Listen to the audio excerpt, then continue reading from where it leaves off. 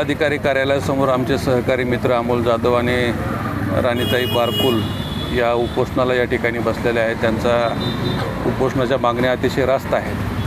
गेल्या काही दिवसापासून मराठवाड्यामध्ये अतिशय अतिवृष्टी होऊन शेतकऱ्यांचं अतोनात नुकसान झालं. राज्यातल्या शेतकऱ्याकडून मागणी आली की 50,000 रुपये प्रति हेक्टरी मदत झाली पाहिजे, सरसकट कर्जमाफी झाली पाहिजे. वेगवेगळ्या मागण्या या ठिकाणी शेतकऱ्यांच्या असताना राज्य सरकारच्या मंत्रिमंडळानं दौरेसुद्धा केले.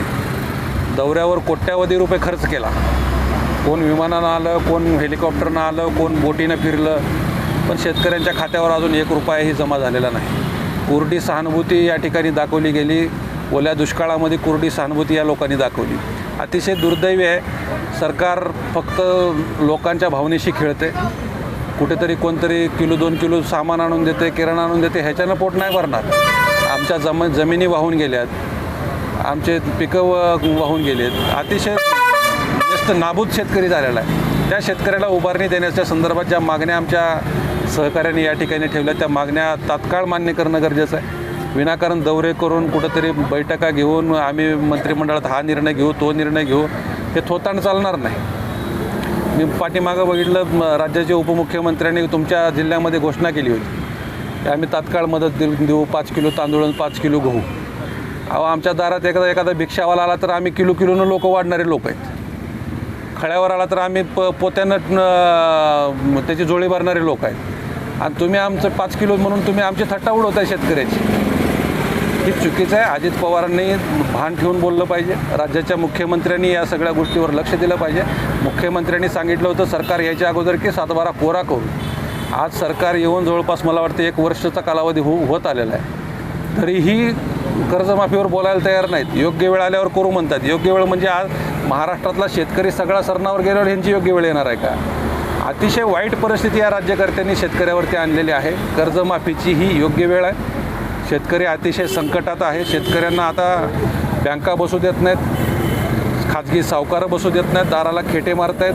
आज त्याच्या शेतात मातीच राहिली नाही. पीक तर वाहून गेलं सोडून द्या, जमीनसुद्धा खरडून गेलेली आहे. त्या शेतकऱ्यांनी जगायचं कसं हा मोठा प्रश्न आहे. त्या सगळ्या परिस्थितीमध्ये शेतकऱ्यांचं सरसकट कर्जमाफी झाली पाहिजे. हे चालू बाकीदार आणि थकबाकीदार ही निकष नाही लावायला पाहिजे. आमचं म्हणणं आहे या राज्यामध्ये जेवढ्या शेतकऱ्यांनी कर्ज घेतलेलं आहे त्या सगळ्या शेतकऱ्यांचं सरसकट कर्ज माफ करून शेतकऱ्यांना कर्जमुक्त केलं पाहिजे. पूरग्रस्तांसाठी जी मदत देणारे शासन, आता त्याच्यासाठी शेतकऱ्यांच्या उसळातून 15 रुपये कट करण्याचा निर्णय घेण्यात आलेला आहे. त्याबद्दल काय वाटतं? तुम्हाला एक सांगतो, अतिशय चुकीचा निर्णय राज्याच्या कारभाऱ्यांनी घेतलेला आहे. 15 रुपये शेतकऱ्याचे ऊसाच्या बिलातून कपात करायचे टनामागं आणि तेच पैसे शेतकऱ्यांना मदत म्हणून द्यायचे. ही कुठली पद्धत आहे? आमच्या एका खिशात हात घालायचा, त्यातल्या खिशातली उपसायची आणि दुसऱ्या वरच्या खिशात टाकायचे, म्हणजे आम्ही दिल्यासारखं करतो हे दाखवायची दुटप्पी भूमिका बंद झाली पाहिजे. विनाकारण तुम्ही शेतकऱ्यांना जर असं अडचणीत आणून तुम्ही त्यांचेच पैसे काढून आम्हाला देत असाल तर हे चालणार नाही. शेतकरी खपून घेणार नाही. तुम्हाला जर असंच शेतकऱ्यासोबत वागायचं असेल तर महाराष्ट्रातले शेतकरी ही महाराष्ट्र हा नेपाळ करून दाखवतील. आमची मानसिकता नाही त्या विषयाकडे जायची किंवा आमची मानसिकता नाही तिकडे जायची. परंतु तुम्ही जर नाही इलाजानं आमच्यावरती वेळ आणली तर महाराष्ट्राला आम्हाला नेपाळ करावं लागेल. पूरग्रस्तांना जी मदत केली होती शासनातर्फे, उपमुख्यमंत्री एकनाथ शिंदेनी मदत केली होती, त्याच्यावरती ज्या किट वाटल्या होत्या मदतीच्या त्याच्यावर राजकीय नेत्यांचे फोटो होते. त्यावरून संजय राऊत यांनी देखील टीका केली होती की तुम्ही राजकारण करताय मदत वाटते. हे बघा, एक लक्षात घ्या, कोण काय बोलतंय काय नाही याच्याशी मला देणे घेणं नाही. तर शेतकऱ्यांना मदत होणं गरजेचे आहे. आता ठीक आहे, त्यांनी त्यांची सामाजिक बांधिलकी म्हणून केलं आहे का राजकारण म्हणून केलं आहे, परंतु एवढंच करायला पाहिजे होतं, त्यावर फोटो नव्हते छापायला पाहिजे. आज सामाजिक चळवळीतले लोकंसुद्धा किट वाटप करतायत ना. कोण कोणाचा फोटो टाकत नाही, कोण कोणाचं नाव टाकत नाही. तुम्हाला मदतच करायची तर सरळ सरळ त्याच्या चुलीपर्यंत द्या ना नेऊन. तुम्ही तुमचे फोटो टाकताय, तुमचे जाहिरात करताय, मग हा सगळा प्रकार कुठं जातो? निवडणुका डोळ्यासमोर ठेवूनच तुम्ही हा कार्यक्रम करताय, असाच प्रकार म्हणावा लागेल ना. चुकीच्या पद्धतीने नका करू. जे करायचं आहे ते सरळ भावनेनं करा. शेतकऱ्यांना मदत झाली पाहिजे, हीच भावना शेतकऱ्याची.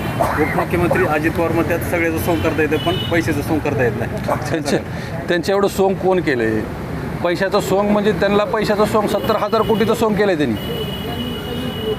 अजित पवार एवढं ते पैशाचं सोंग कुणीच करू शकत नाही राज्यामध्ये. मला सांगा, देशाच्या पंतप्रधानाने मध्य प्रदेशमध्ये MP मध्ये त्या ठिकाणी इंदोरला घोषणा केली की 70,000 कोटीचा घोटाळा करणारा मोठा मासा आमच्या गळाला लागणार आहे आणि तो लवकरच जेलमध्ये जाणार आहे म्हणल्यानंतर बरोबर लगेच पाठा इकडं शपथ घ्यायला आणि इकडं पळत यायला ती सोंग बरं करता आलं.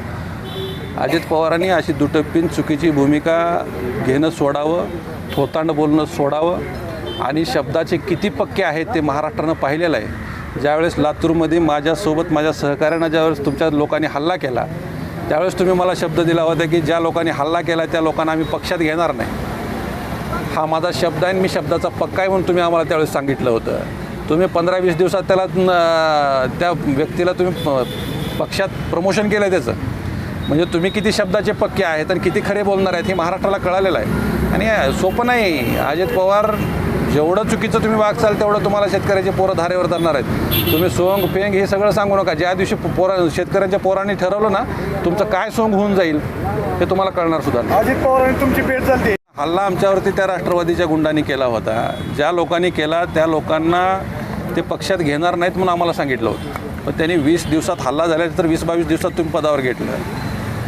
अशा लोकांना तुम्ही का स्थान देताय? गुंड पोसायचे ठरवलेत का अजित पवारनं? हां, आता शेतकरी जागोजागी प्रश्न विचारतायत कर्जमाफीचं काय झालं तर तुम्ही म्हणताय पैशाचं सोंग करता येत नाही. अरे बा तुम्ही संविधानिक पदावर बसलेत, तुम्ही राज्याच्या तिजोरीचे प्रमुख आहेत. तुम्ही 70,000 कोटीवर डल्ला मारला तरी राज्याची चावी तुमच्याकडे आहे तिजोरीची. तुम्ही ही नाटकं बंद केले पाहिजे. आणि खोटं बोल पण रेटून बोल ही अजित पवारांची जुनी सवय आहे. आणि राज्यातला शेतकऱ्यांनी ही अजित पवारला ओळखून घेतलेलं आहे. आणि येणाऱ्या काळात अजित पवार असतील, देवेंद्र फडणवीस असतील किंवा एकनाथ शिंदे असतील, राज्याचे प्रमुख 3 चेहरे आहेत. या तिन्ही चेहऱ्यांना या शेतकऱ्यांच्या रोषाला सामोरं जावं लागलं.